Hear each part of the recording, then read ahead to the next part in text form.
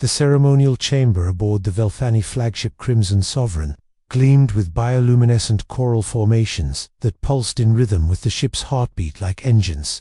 Ambassador Kellen Mercer stood at barely 5'8" among towering, alien dignitaries, his modest frame dwarfed by the impressive physiques surrounding him. His simple diplomatic uniform looked plain, compared to the ornate carapaces and flowing biosilk robes of the assembled delegates. Princess Zyrethel of the Velthani Empire rose from her throne-like chair, her 7-foot frame rippling with visible muscle beneath her translucent ceremonial armor. Her forearms moved with predatory grace as she gestured dismissively toward the human delegation. "So this is what the legendary human species sends to negotiate our alliance." Her voice carried across the chamber like silk over steel, drawing chuckles from the assembled alien nobles. "I had heard tales of your people's supposed resilience, but ... She paused, her large amber eyes scanning Kellen's unremarkable form. "Surely there has been some mistake. Perhaps you are the servant of the real ambassador." The insult hung in the air like a toxic gas. Kellen's fellow diplomats shifted uncomfortably, their faces reddening with embarrassment. Admiral Torax of the Gauntlet Coalition, a massive reptilian being whose scales could deflect plasma bolts, let out a rumbling laugh that shook the chamber's crystalline walls. "The humans grow smaller with each generation," Torax boomed. "How did such a fragile species ever leave their homeworld?" Princess Zyrethel descended from her elevated platform, her bare feet making no sound on the polished deck. She circled Kellen like a predator studying wounded prey, her multiple arms gesturing as she spoke. "Look at these thin limbs, this pale skin, no natural armor, no enhanced musculature, no adaptive camouflage. Even their lifespans are pitiful. What? Barely a century, 70 to 80 years on average," Kellen replied calmly, his voice steady despite the humiliation. He had faced worse during his years in the Terran diplomatic corps, though rarely with such theatrical flair. "Pitiful," Zyrethel laughed, a sound like wind chimes in a hurricane. "My people live for 500 years. We are stronger, faster, more intelligent. We have conquered 17 star systems through superior genetics and unwavering determination. And Earth sends ... this." She gestured at Kellen with obvious disdain. The other delegates murmured their agreement. The insectoid hive queen clicked her mandibles in what passed for laughter among her species. The energy beings of the photonic collective pulsed with amused colors. "Perhaps," Zyrethel continued, now standing directly before Kellen, "we should reconsider this alliance. What could humanity possibly offer beings of our caliber? Your technology is primitive, your military laughably weak, your bodies." It reached out with one elegant hand and poked Kellen's chest with a single finger. The gentle touch nearly knocked him off balance. "Your bodies are so fragile I could break you with a thought." The chamber fell silent, except for the ship's rhythmic pulse. Kellen straightened his shoulders, meeting the princess's gaze without flinching. Something flickered in her amber eye, surprise, perhaps, at his composure. "Your Highness," Kellen said quietly, "appearances can be deceiving. Humanity has survived ice ages, plagues, wars, and the vacuum of space, not through individual strength, but through adaptation and determination. We may not be the strongest or the fastest, but we endure." Zirethel's laughter rang out again, more cutting this time. "Endure against beings like us. You would break like glass." She turned to address the assembled delegates. "Perhaps we should demonstrate human endurance for the amusement of our guests. What say you, little ambassador? Shall we test your species' legendary resilience?" The challenge hung in the air like a blade. Kellen knew that accepting would likely mean humiliation or worse, but backing down would doom any chance of the alliance humanity desperately needed. The Velthani Empire controlled the most strategic hyperspace routes in the galaxy, and their military might could tip the balance in the coming war against the machine intelligences of the Void Collective. "I accept," Kellen said simply. "Princess." Zirethel's smile was sharp as a razor. "Excellent. Tomorrow, we begin."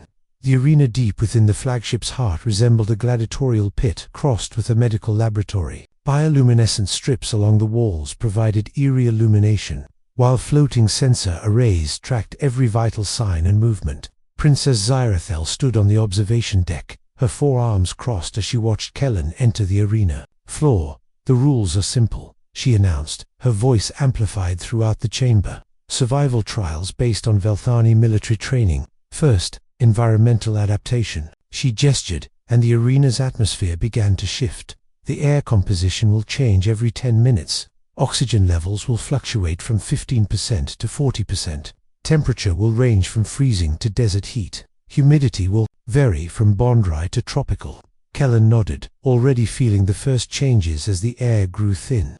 His diplomatic training had included basic survival protocols, but nothing like this. Around the observation deck, alien dignitaries placed bets on how long the human would last. Most species collapse within the first hour, Zirathel continued, her tone conversational. The physical stress of constant adaptation overwhelms their systems. But please, do try to make it interesting.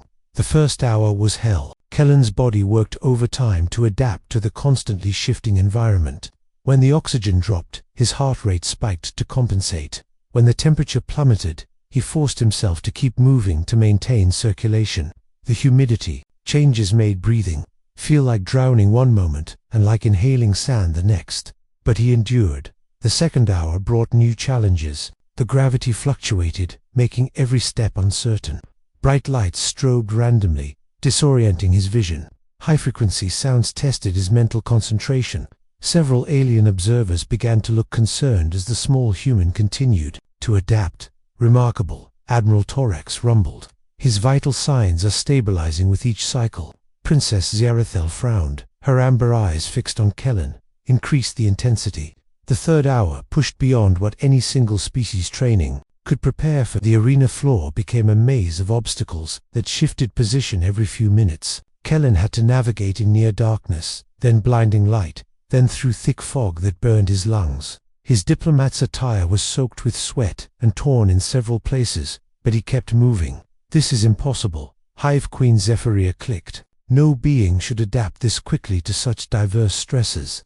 He's not adapting, Zirathel realized, her voice carrying a note of something that might have been respect. He's accepting. He's not fighting the changes, he's flowing with them. The fourth hour brought the psychological trials. Holographic projections showed Kellen images of Earth burning, of his family in danger, of humanity's extinction.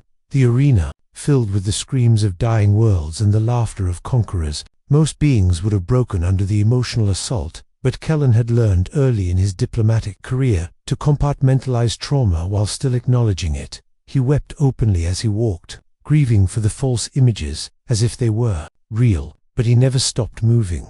The fifth hour was when everything changed.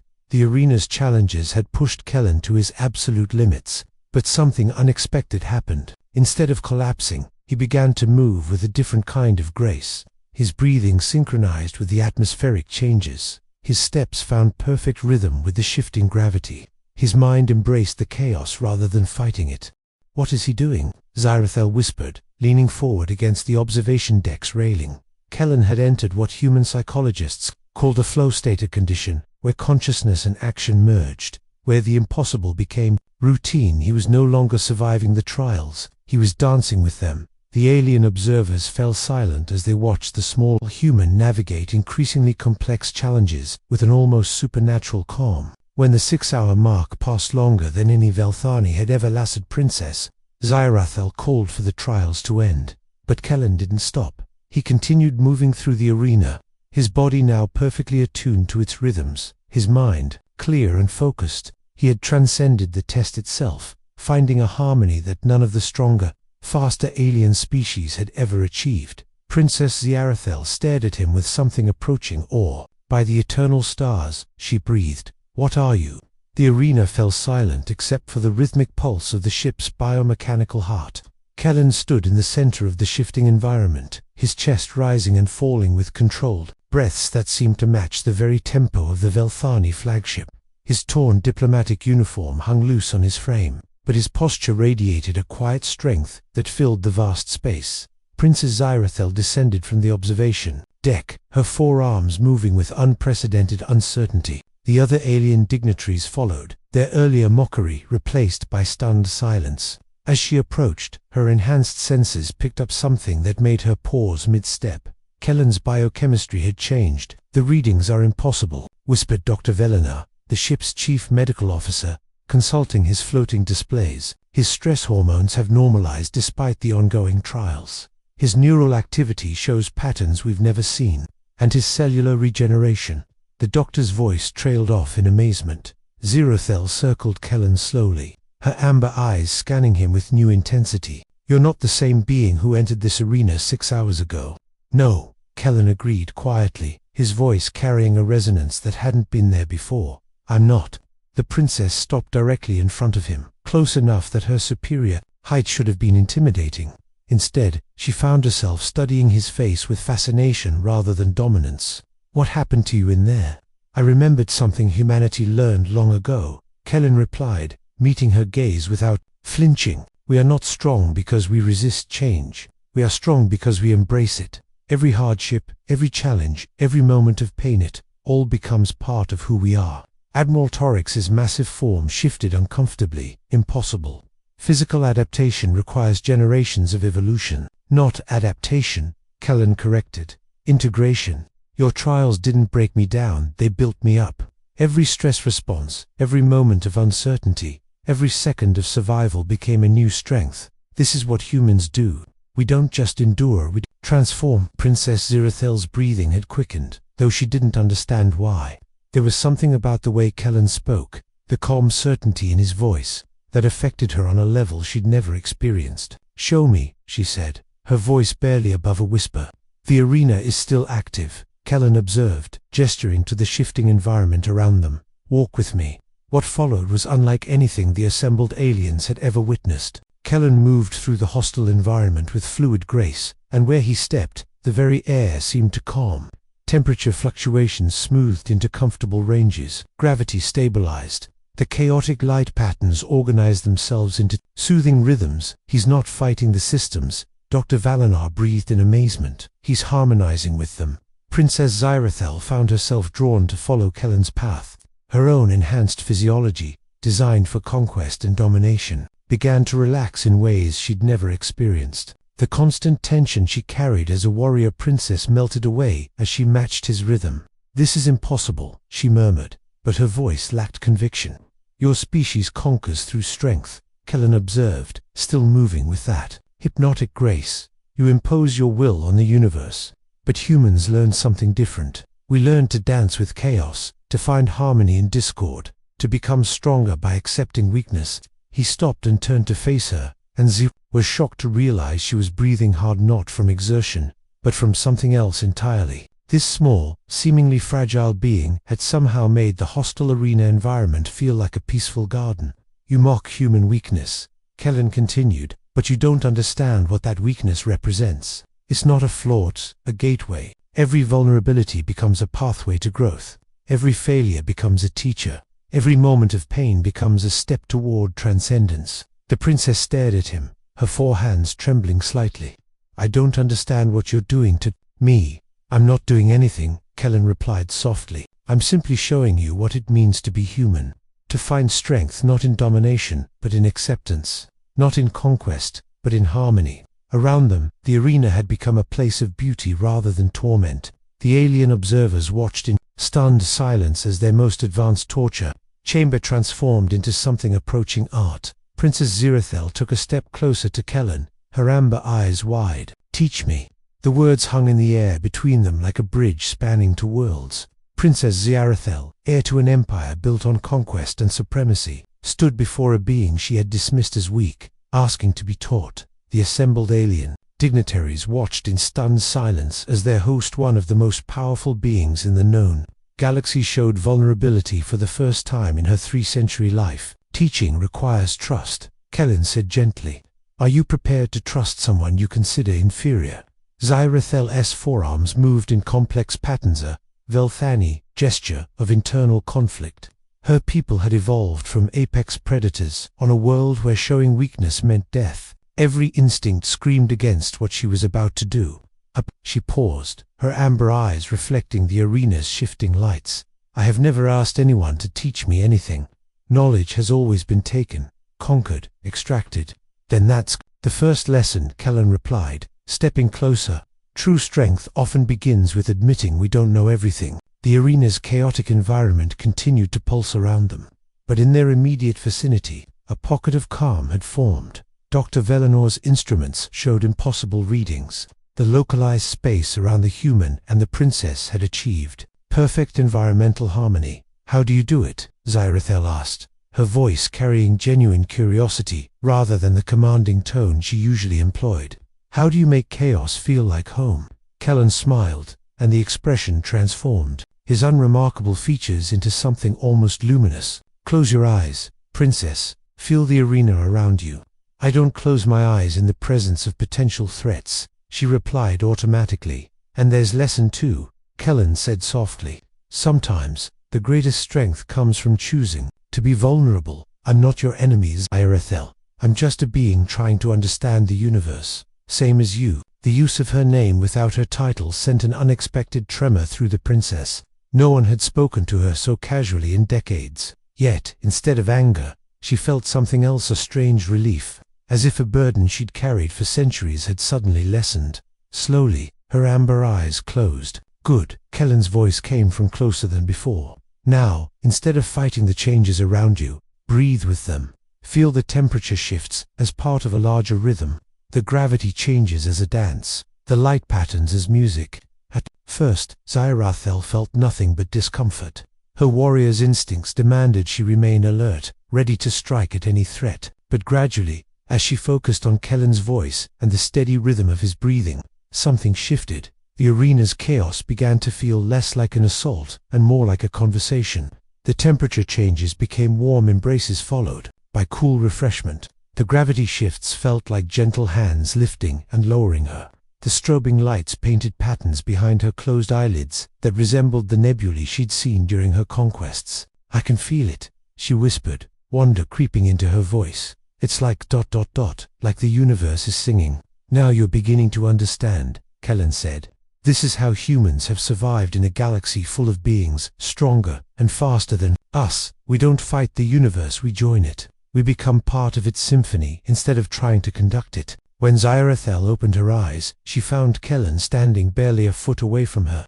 His proximity should have triggered her defensive instincts, but instead, she felt an unfamiliar warmth spreading through her chest. "You're not weak at all," she said, her voice barely audible over the arena's ambient sounds. "You're something else entirely." "I'm human," Kellen replied simply. "We're all something else entirely. Once you get past the surface." The princess reached out with one of her 4 hands, stopping just short of touching his face. "I have conquered worlds, commanded fleets, broken the will of entire species, but I've never felt anything like this." Around them, the other alien dignitaries watched with growing amazement as their host, the untouchable Princess Zirathel, showed emotions they'd never seen before.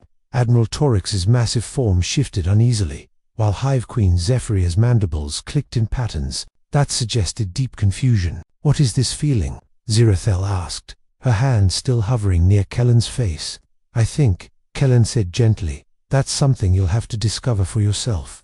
The diplomatic quarters aboard the Crimson Sovereign were a marvel of bioengineering, with walls that breathed and floors that adjusted to the occupants' comfort preferences. Princess Zirathel had provided Kellen with the finest guest suite, though she found herself hesitating outside his door well past the ship's artificial sunset. Her rational mind, the part trained in warfare and statecraft, told her to return to her chambers, but something deeper, a curiosity that had been awakened during their time in the arena, compelled her to press the door chime.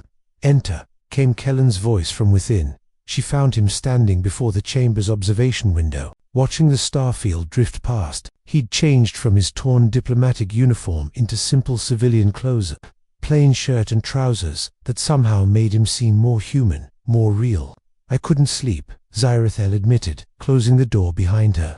"I keep thinking about what happened in the arena, about what you showed me."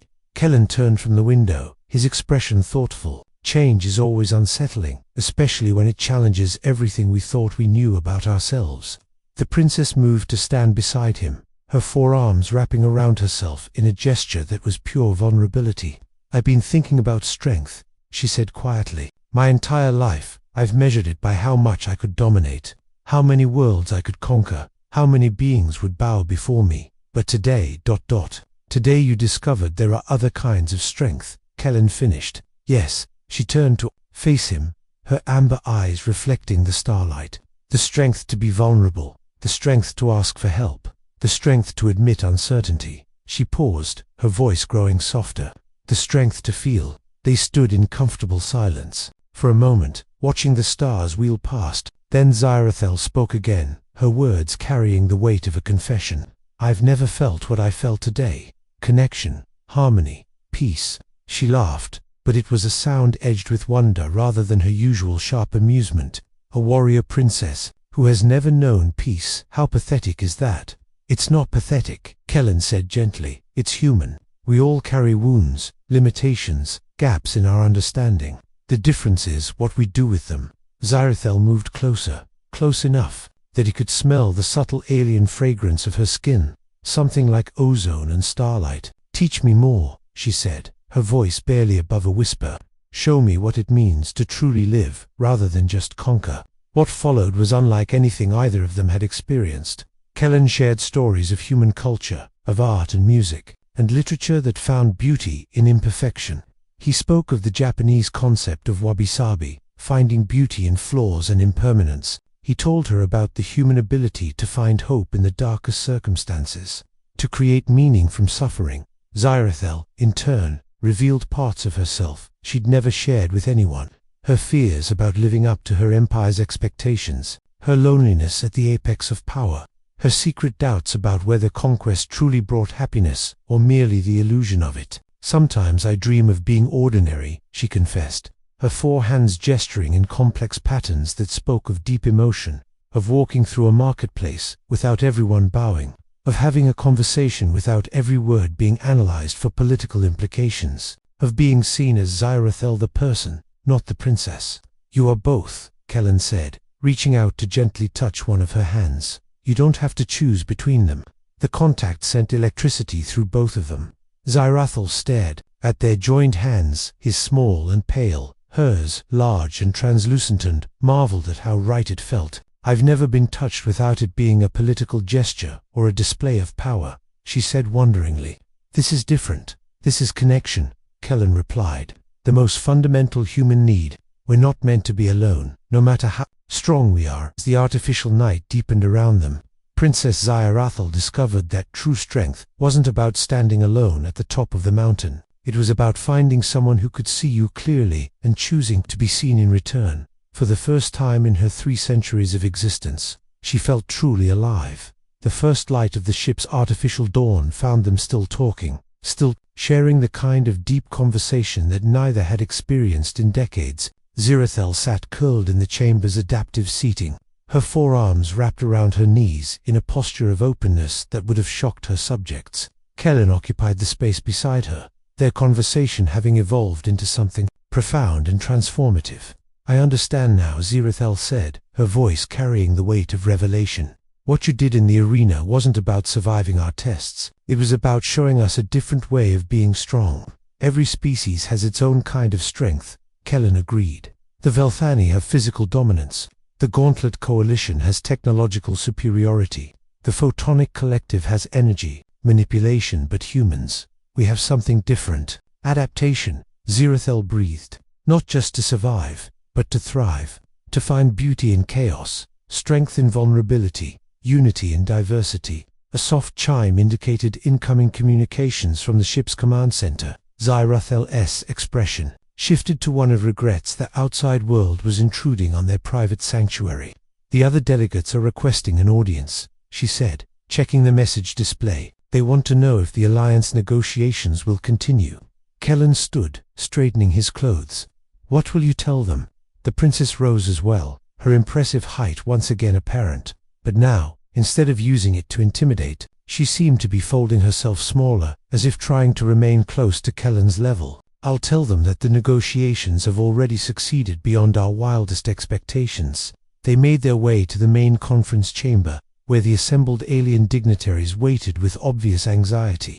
Admiral Torix's massive form dominated one side of the room, while Hive Queen Zephyria's crystalline bulk caught the light from another angle. The Photonic Collective representatives pulsed with nervous energy. Princess Admiral Torix rumbled.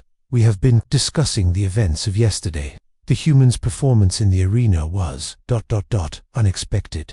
Unexpected is one word for it, Zirathel replied, taking her position at the head of the conference table. But instead of her usual domineering posture, she stood with a grace that suggested inner peace rather than outer control. The question remains, Hive Queen Zephyria clicked. What does this mean for our alliance discussions? Are we to believe that humanity offers something we cannot achieve through our own superior capabilities?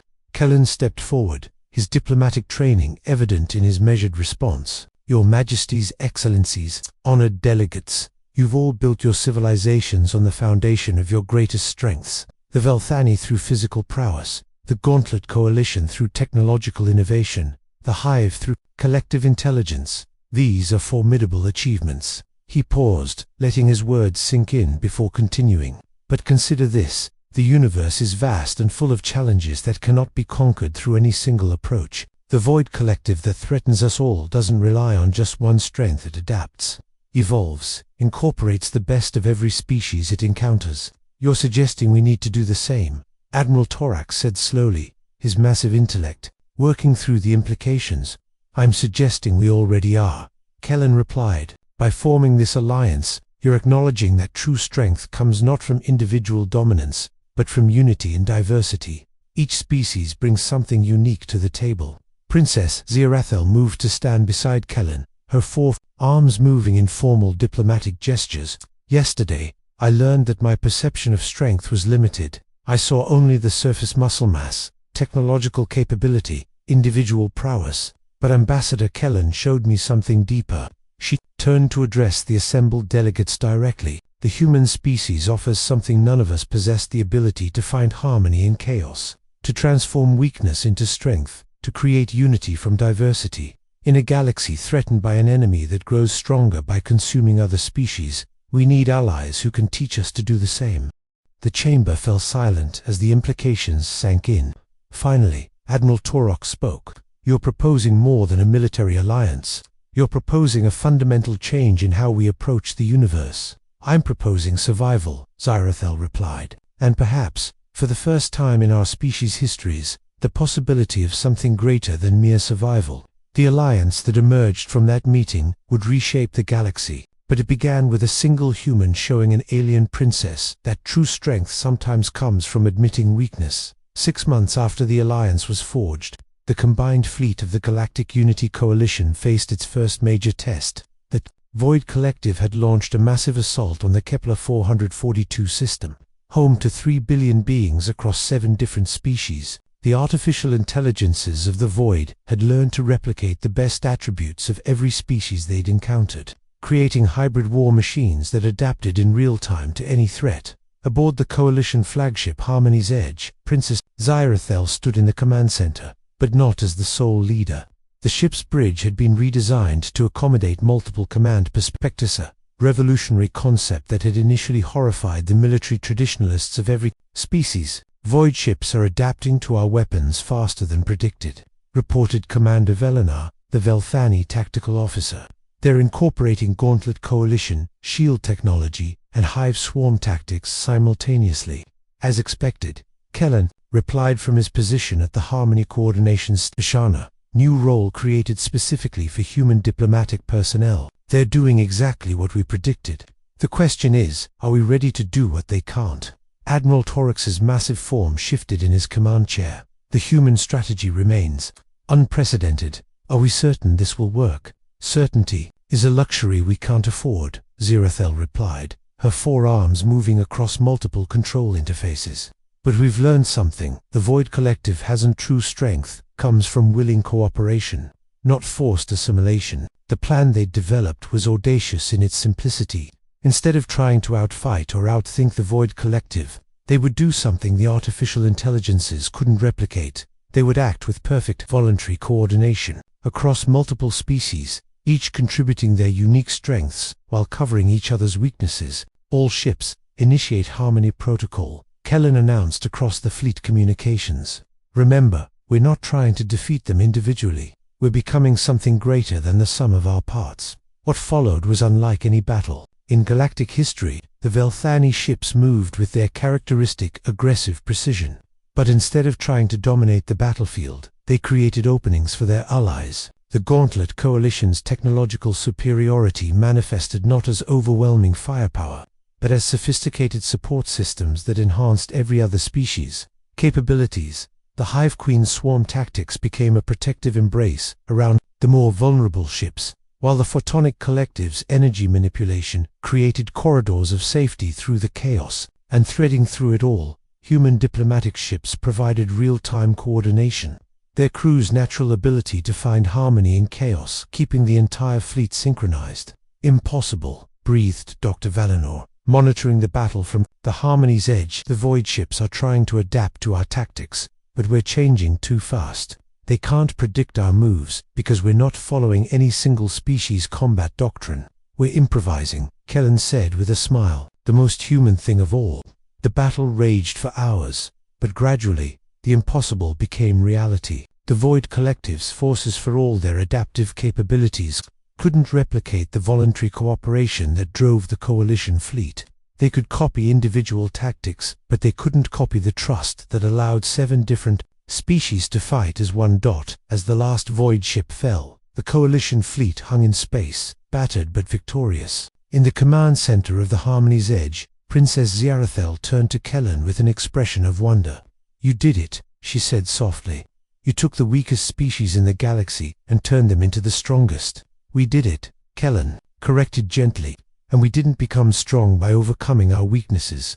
We became strong by embracing them, by finding others who could complement what we lacked." Ziarathel moved closer, her 4 arms reaching out to encompass Kellen in an embrace that spoke of profound gratitude and something deeper. "I used to think conquest was the highest form of strength. Now I know better." "What's the highest form?" Kellen asked, though he already knew the answer. "Unity," she replied, her voice carrying the weight of absolute conviction. "The strength to be vulnerable enough to trust, to be open enough to change, to be wise enough to know that we're better together than apart." The Galactic Unity Coalition would go on to defeat the Void Collective, not through superior firepower, but through the one thing artificial intelligence could never truly replicate: the willing choice to become something greater than oneself.